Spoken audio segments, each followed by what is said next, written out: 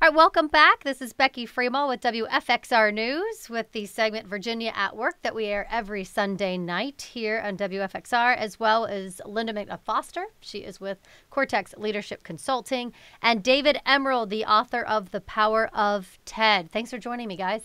Thanks for having us. Great to be here. So we just left everyone off with our last conversation about the dreaded drama triangle and that there is hope, not only just to stop doing it, but how to empower yourself. David, I'll talk to you first about that. Talk about the empowerment. What are the options to get out of this thing? Well, the first requirement, if you will, is awareness that I'm in the drama, and then being able to catch myself or to catch oneself. And the real basic question to ask is, in this moment, what is it I really want? What is it I really care about? What is it that, and the empowerment dynamic is all about choice. So as a creator, I think what I'll do is I'll share with you because the drama triangle or the DDT and the toxic nature of those relationships, TED really represents the antidote to each of those roles. So let me do kind of the one-to-one correspondence very quickly. Okay. So the basic shift is the shift from victim to creator. And so as a creator, there are two primary aspects of being a creator in our lives. One is that we have the capacity to envision outcomes that we want to create and take action to bring those into being over time. And the second, very importantly, is as a creator, I have the responsibility as well as the capability of choosing my response to whatever's going on in my life, the good, the bad, and the ugly, so to speak. So when stuff happens, and stuff does happen in life, rather than reacting to it as a persecutor, whether it's a person, condition, or a circumstance, I can now meet that situation or that person as a challenger. So the antidote to the role of persecutor is the role of challenger. And challengers come into our lives sometimes uninvited and unwelcome. Other times they may be supportive challengers, but challengers call forth learning and growth. And so the basic response is, whatever's going on in my life, how do I choose to respond to it? And what can I learn from this person or this situation? And again, that could be either positive or a bit more, excuse the pun, but challenging. And then the helping role, rescuers in the drama triangle. Not that I'm going to go deeply back into that, but rescuers are usually well-intentioned, but what they don't realize is that they are reinforcing the powerlessness of the victim. They're reinforcing the victim. So the helping role in the empowerment dynamic is the role of coach. And as a coach, it's important that the coach sees the person they're supporting as ultimately capable and resourceful and as a creator in their own right, so that rather than seeing them as a problem needing fixed, which is what rescuers do, coaches see the person they're supporting as being capable and resourceful, and then they use questions to help the person that they're supporting to clarify outcomes or to clarify the current realities that they face or to clarify the baby steps or actions that they could take. When you say questions, what are some of those little hints for those of us who need some help?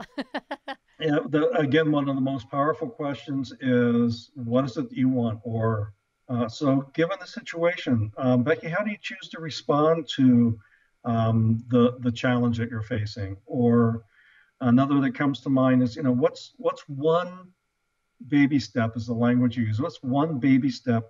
What's one thing that you could do by the end of the day that would be an empowering response to the situation you're finding yourself in? Okay. So questions like that. Okay, and Lynda, since you deal with the leaders in our area, when you come across a staff and a leadership that has this issue, David kind of packaged it up quite beautifully there, but I would assume it's kind of a little bit messier when you're actually in the gropes of it and trying to get out of it. What do you see? I love that you brought that up because it's not something you just skip from try to drama triangle to the empowerment dynamic. Most of the time, if it's emotional, People are very in the grips of it. And the way that David would describe it is that it's our human operating system. So there's a logical reason our brain stays in the dreaded drama triangle. Okay, it keeps us safe.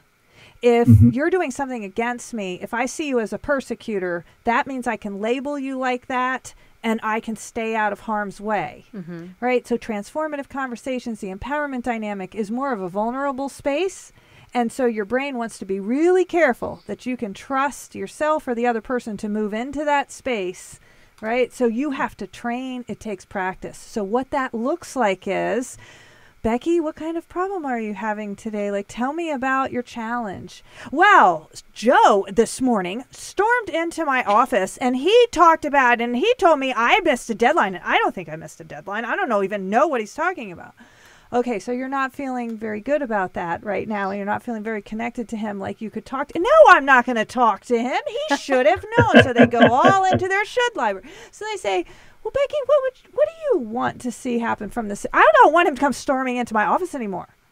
But let's talk about what you want. Right. Not what you don't want. As far as your relationship in front of what you don't want. And the first thing when people get used to this work is they have a really difficult time stating what they do want.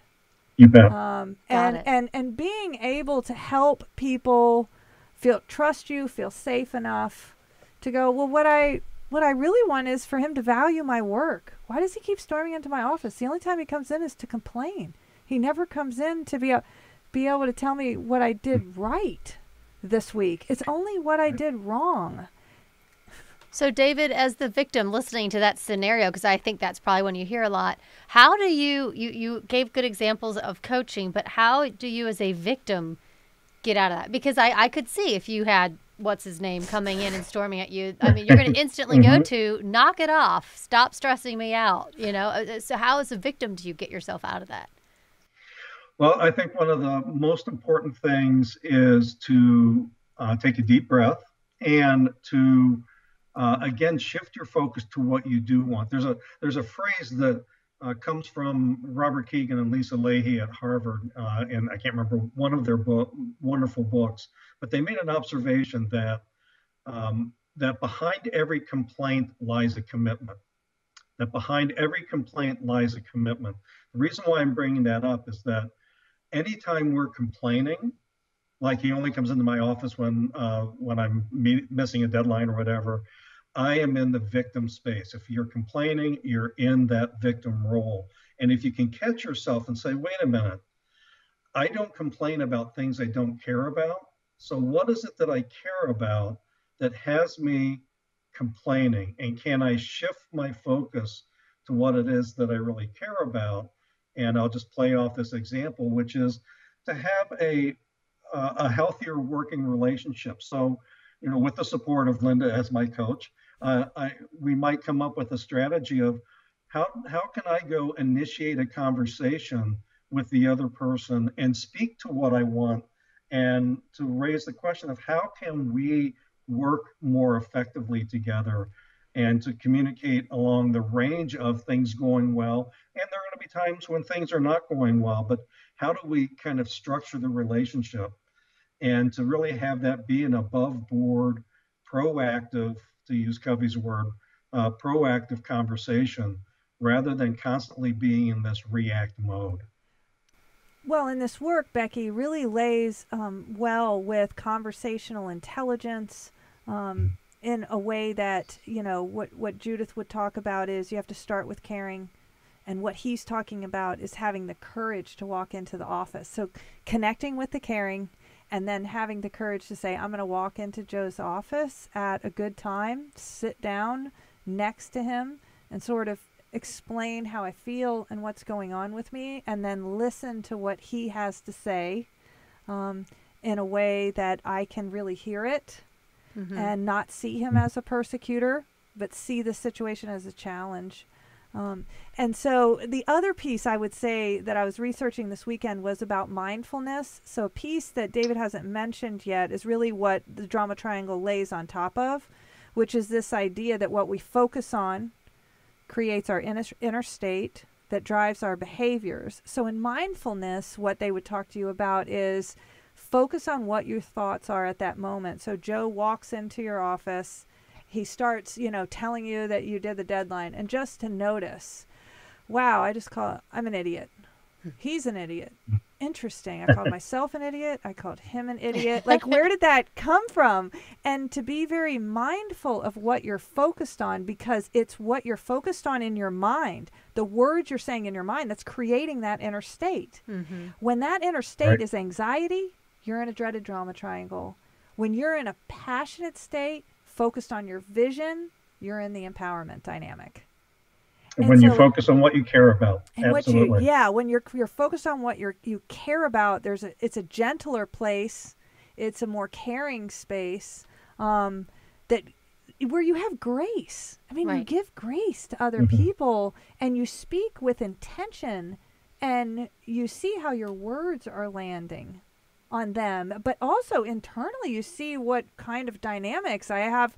I talk about this for term all that she ran me over with the bus. I got run over by a bus. She threw me under the bus. And I'm like, that's very violent. Right? But so very true sometimes. Right.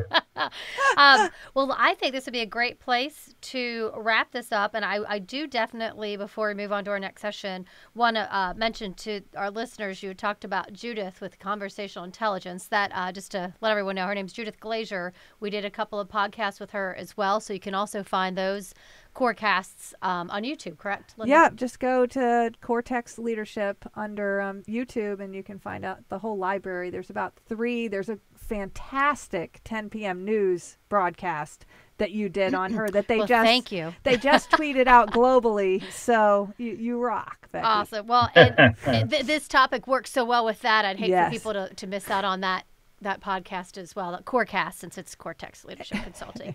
But David Emerald with The Power of TED, Lynda McNutt Foster with Cortex Leadership Consulting, and again, I, Becky Freemal with WFXR News. We will be back at this topic in just a few to talk a little bit about how companies succeed once they finally are fully operational in the empowerment phase of this. So stick around.